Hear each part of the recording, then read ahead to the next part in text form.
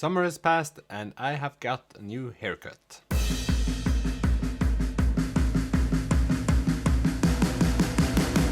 Hi and welcome to my channel. If you're new here, I'm Øystein and I'm trying to become a bookworm. I don't know if I'm prepared to begin calling this situation autumn yet, but it sure looks like we're heading that direction. On the good side, I've got a new studio. Might look bigger than it is, or may not. It's small and comfy, and yes, I'm trying to make this my special place. We'll just see.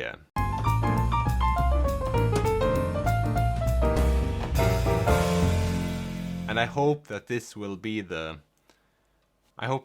my premise for many videos in the future. So tell me if you have suggestions for improvements, because I'm still in the learning phase, but I'm pretty happy with the situation as it is right now.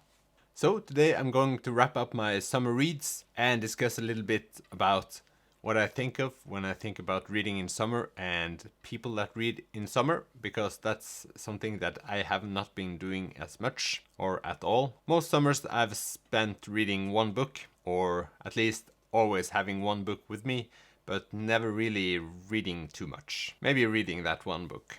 But this year, of course, I'm trying to become a bookworm, so one book wasn't sufficient enough. When I think about people I know that reads, I picture them taking all their paperback books and packing them in their backpacks and taking them with them wherever they go. I know that many of them takes one book for each day they're going to be away. That seems like madness for me, but a lot of people still do, and I sort of get it now. So how did I plan to pack for this year's vacation? I was going to be away for 2 weeks, and I packed around 10 books, chose both hardcovers and paperbacks because I was going to drive, so that was convenient. I tried to choose books of different sizes and different genres and so on, and I managed this pretty well. I also knew that I was going to be around a bookshop at some point, so I had that as a safety net in case I didn't want to read the things I brought with me for my trip. You could say that might be a kind of cowardly, but it was still a safety for me. Also for me, I had the Kindle. On my Kindle I usually have all my classics that I've downloaded for free because of all the copyright things.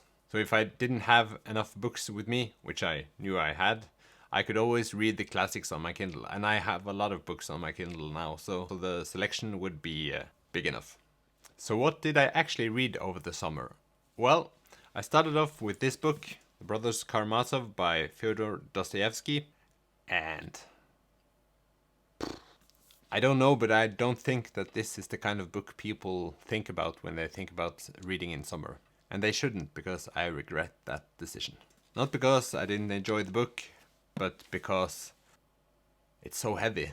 It's about 1,000 pages, and 1,000 pages specked with philosophy and wondering about existence and God and good and evil. It's just too much. But that was the first book I chose to read in the summer, and it sort of helped being in the middle of this before summer, because then I really wanted to finish this book before I could start on the new books. Sort of a good thing in it all. I'm going to make a book review of this, so just follow my channel for that to come. It will be a fun one. So to give that book some counterweight, I don't know if that's directly translated or not and if it works, and it's Normal People by Sally Rooney. Of course, most of you have heard about this book, either the book or the TV series, but this was a very light read, a short book and a very easily read book, so it was very, very comforting to read this book after I finished with the Brothers Karamazov. This book is about two young people who are struggling to find out about life, I would say, and relationships. And it's a frustrating tale because you always see where they are beginning to tread wrongly. But they make mistakes, and they make a lot of mistakes, and they really can't figure it out. But it's a very, very intriguing book, very easily read. It's easy to get sucked into, and I read this really, really fast. compared to how I usually read, at least. Yeah, loved reading this book, and it really made me want to read more easy books, if that's allowed to say out loud. That's allowed to say out loud.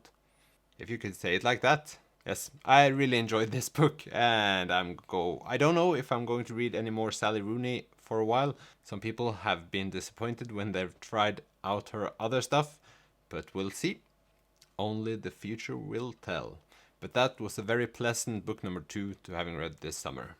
I had really, really high expectations for my next book. I don't know why, because it's the first fantasy book I've ever read, I think. There was just something about this book that told me that this would be a fun adventure. And that was Good Omens by Terry Pratchett and Neil Gaiman.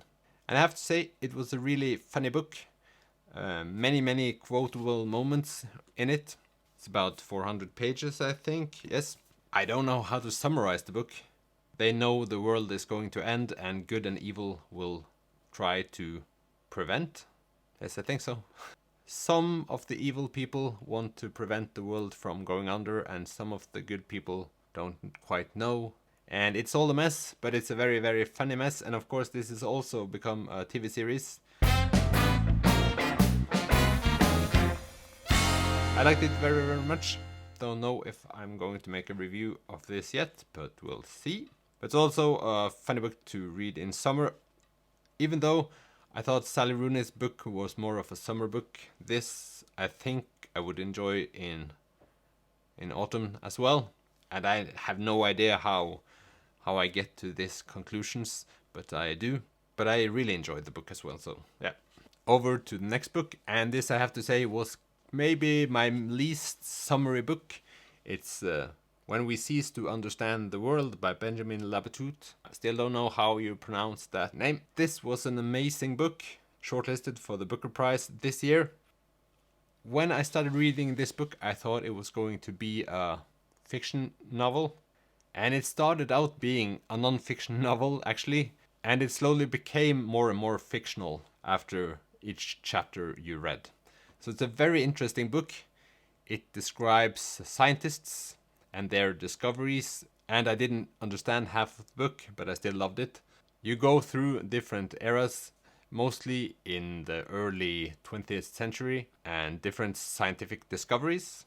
This is going badly, I think. It's even difficult to come in with examples, because the things they talk about are pretty heavy theories within physics or mathematics, which I have no clue on how to discuss, but it's easily to get captured in the book as well. I think my strategy now, in the middle of this video, will be to read one of the quotes from the back.